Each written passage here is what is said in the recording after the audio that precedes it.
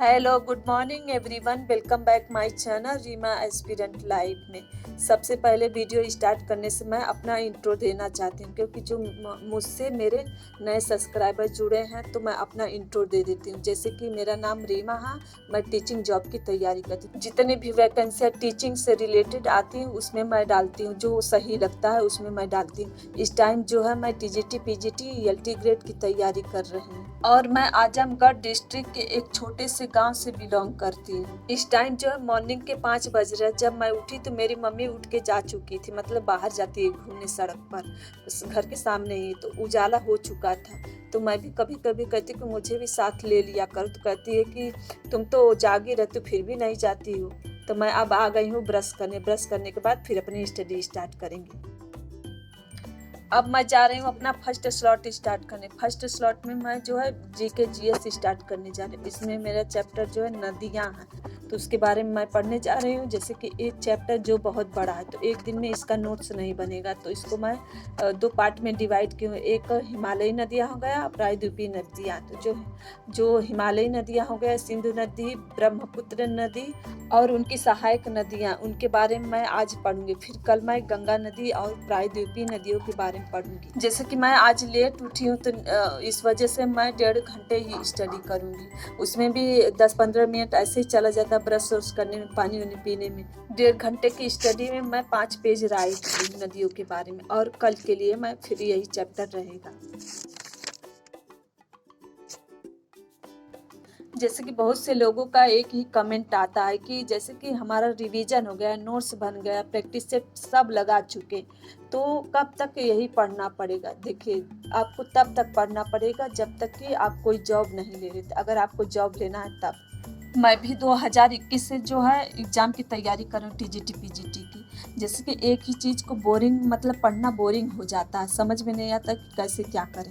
तो देखिए, बोरिंग मेरे हिसाब से बोरिंग तब लगने लगता है कि जब एग्ज़ाम डेट नहीं निकलता है तब। अभी मतलब ये कह दे कि 5 महीने बाद आपका एग्ज़ाम डेट है, और डेट भी बता दे, तारीख भी बता दे किस दिन होगा। सभी लोग, मतलब जिन लोगों को बोरिंग लग रहा है वो अपनी स्टडी पर फिर समझ लीजिए पूरी तरह से फोकस करेंगे, और उस टाइम उनको बोरिंग नहीं लगेगा वो पढ़ाई। तो इस तरह यही वजह है कि जो इसमें मतलब मन नहीं लग रहा है पढ़ने में। जैसे कोई भी एग्जाम होता है तो उसमें जीके जीएस तो पढ़ना पड़ता है, बार बार पढ़ना पड़ता है, चाहे कोई भी एग्जाम हो तो उसमें पढ़ना ही पड़ेगा। और हो गया मैथ, हो गया रिपीट करना पड़ेगा, सारे सब्जेक्ट मतलब रिपीट करने पड़ते हैं। लेकिन यहाँ मन लगता है, मन इसलिए लगता है क्योंकि वहाँ एक काम होता है कि गोल जो है अलग अलग होता है। जैसे टीचिंग जॉब की तैयारी कर रहे हैं तो उसमें हो गया सुपर टेट हो गया, बिहार का हो गया, निकल गया कहीं और स्टेट का निकल गया। तो ऐसे में मतलब गोल अलग हो जाता है, तो उसमें मन भी लगने लगता है कि जैसे कि इसका फॉर्म 2022 में डाला गया, तब से मतलब लोग स्टडी कर रहे हैं, पढ़ रहे हैं टीजीटी पीजीटी। तो ऐसे में डेट्स नहीं निकल रहा है, तो ऐसे में बोरिंग तो लगेगा ही। मतलब कोई गोल चेंज नहीं हो रहा है कि अगर इस एग्जाम को दे देते तो कहीं और किसी गोल पर मतलब अपना ध्यान फोकस करते। इस टीजीटी पीजीटी एग्जाम को लेकर बहुत से ऐसे लोग हैं जो मतलब मझधार में फंस गए, ना इधर जाते बन रहा है ना उधर जाते बन रहा है। इसकी बस एक ही वजह है, इतना तैयारी हो गई है, इसका एग्जाम नहीं निकला, इसको छोड़ के कहीं और मतलब नई शुरुआत करने का मन भी नहीं कर रहा है। जैसे कोई एग्जाम, नई वैकेंसी निकलेगी, समझ लीजिए उसके लिए नई शुरुआत तो करनी पड़ेगी ना। फिर से वही मतलब सिलेबस बनाओ, कुछ दूसरी चीज़ें करना, उसमें सिलेबस होगा तो उस हिसाब से आपको काम करना पड़ेगा। हमें तब तक पढ़ना पड़ेगा जब तक हम कोई गोल जो अचीव नहीं कर पाते, सक्सेस नहीं हो जाते, तब तक तो पढ़ना ही पड़ेगा। लेकिन लड़कियों के लिए एक लिमिट होती है, एक सीमा होती है, उसके हिसाब से आपको टाइम देना पड़ेगा। फिर उसके बाद उनकी शादी हो जाएगी, शादी के बाद फैमिली कैसी होगी, वो सपोर्ट करेंगे कि नहीं करेंगे, तो यही सब दिमाग में चलता रहता है। देखिए, कुछ ही ऐसी लड़कियां होंगी जिनकी फैमिली मतलब शादी के बाद उनको सपोर्ट करती होंगी कोई गोल अचीव करने में, लेकिन ज़्यादातर लड़कियों के साथ ऐसा नहीं होता है। उनको बस ससुराल वाले इसलिए पसंद करते कि वो कितना काम करती है, लोगों का कितना ख्याल करती है। अगर आप बहुत सारा काम करती, सबको खुश रखती हैं, तो वो सब भी खुश रहेंगे। इसका मतलब वो आपके काम से प्यार करते हैं लेकिन आपसे नहीं करते हैं। अगर आप जितना ज़्यादा काम करेंगी उतना मतलब कि जल्दी आपको एक अच्छी बहू होने का टैग मिल जाएगा। अगर आप वही काम का कुछ उल्टा कर रही हैं, मतलब कि काम नहीं करती, कम काम करती हैं, तो ऐसे में आपको खराब बहू का टैग पहले मिल जाएगा कि हाँ मेरी बहू अच्छी नहीं है, काम नहीं करती है। आपको कंप्लेंट पहुंच जाएगी आपके मायके तक, आपकी बेटी ऐसी है, आपकी बेटी वैसी है। तो यही सब मायके में मतलब मायके वालों को सुनना पड़ेगा कि ऐसे ही अपनी बेटी को पाले। मैं एक बात हमेशा सोचती हूँ कि जो सास होती हैं वो भी तो कभी बहू रही होंगी। मेरे हिसाब से उनकी भी सास उनको सताई होंगी, तो क्या वो भी अपनी बहू को जो आने वाले समय में सताएंगी? देखिए यहाँ चेंज बहू को होने की जरूरत नहीं, यहाँ सास को चेंज होने की जरूरत है। Hello everyone, welcome back my channel Reema aspirant life में। इस टाइम जो है दोपहर के 12 बज रहे हैं। अब मैं जा रही हूँ अपना आज का सेशन स्टार्ट करने। जैसे कि देखिए, मैं देखिए रीट का जो है नोटिफिकेशन आने वाला है जल्द। रीट का अगर जिसको जिसको भरना भर दीजिए। मैं ये रीट वाला डालूंगी। जैसे कि सुपर टेट का यूपी टेट में होता है, टीईटी में होता है, जैसे सिलेबस सेम उसी तरह रीट में भी होता है। और क्या एलिजिबिलिटी वही बीएड होगा, लेकिन अभी इसके बारे में देखी नहीं। नहीं, बीएड ही होगा, सेम जो पहले था अभी वही। तो अगर आप लोगों को भरना है तो देखिए, अगर यहाँ नहीं हो रहा तो कहीं तो जाना पड़ेगा। जैसे कि बिहार है, बिहार तो मेरा जाने का मन नहीं करता, और वहाँ जो है मेरा पूरा डॉक्यूमेंट नहीं है, इस वजह से नहीं बिहार का डाली। तो जो है मैं रीट का डालूंगी, राजस्थान वाला रीट।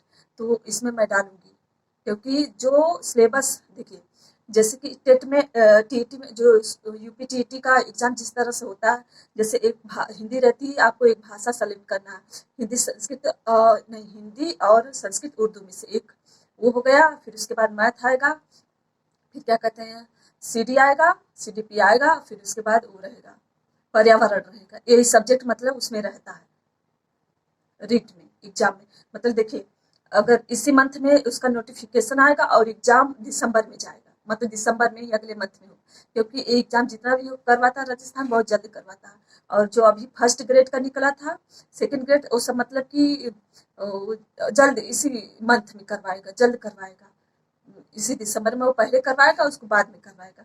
तो आप अगर भरना चाहते हैं तो भर दीजिएगा जरूर से। जैसे कि मैं नहीं बता पाती, सॉरी, जैसे कि इन सब चीज़ों के लिए मुझे वीडियो बनाने पड़ती है, फुल वीडियो। तो इस वजह मैं सोचती हूँ थोड़ा बहुत इसमें वीडियो बनाते ही टाइम बता देंगे, क्योंकि अलग से वीडियो बनाना नहीं बना पाती हूँ। चलिए तब स्टार्ट करते हैं आज का स्लॉट। जैसे कि मेरे फर्स्ट स्लॉट में मैं आरडीए पढ़ने जा रही हूँ।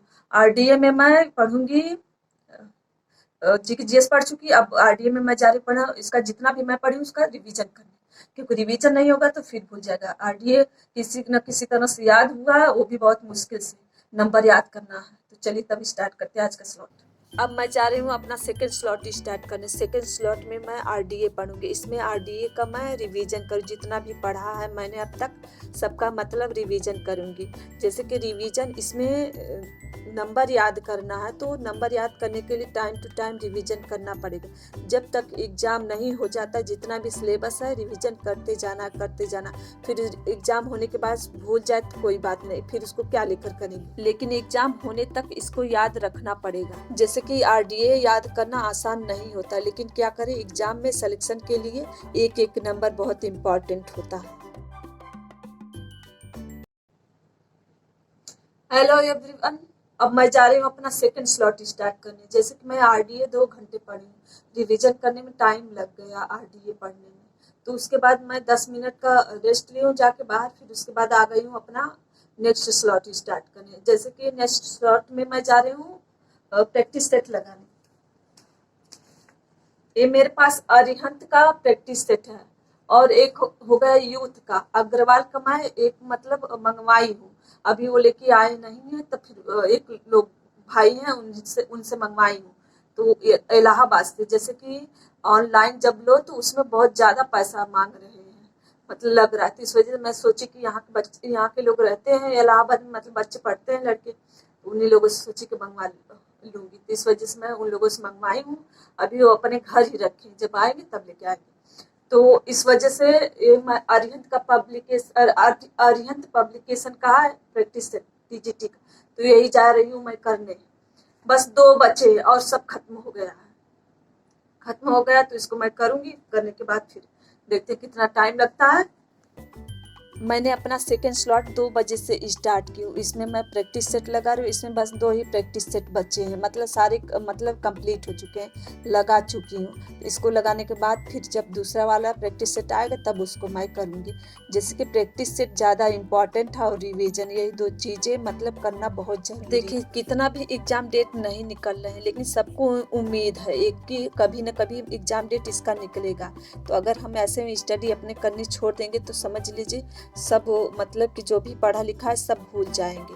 तो ऐसे मतलब कंटिन्यूटी सब बनाए रखें अपनी स्टडी में। थर्ड स्लॉट कंप्लीट करने के बाद मैं बाहर गई तो बादल मतलब घिराए थे, जैसे लग रहा था बारिश का मौसम आ गया है। जैसे कि अब बारिश का मौसम चला गया, अब ठंड स्टार्ट हो गई, अब 5 बजे ही अंधेरा होना स्टार्ट हो जा रहा है। जैसे कि एक छोटा सा अमरूद का पेड़ है तो उसी पर से मतलब एक दिन तोड़ी हूँ, अब ये दूसरा तोड़ने जा रहे हैं। बहुत बड़ा हो गया था, जैसे कि जब ज़्यादा पक जाता है तो उसमें कीड़े लग जाते हैं। उससे पहले मैं सोची कि इसको खा लेती हूँ। मेरा रात का स्लॉट जो था वो गलती से मैं डिलीट कर दी हूँ।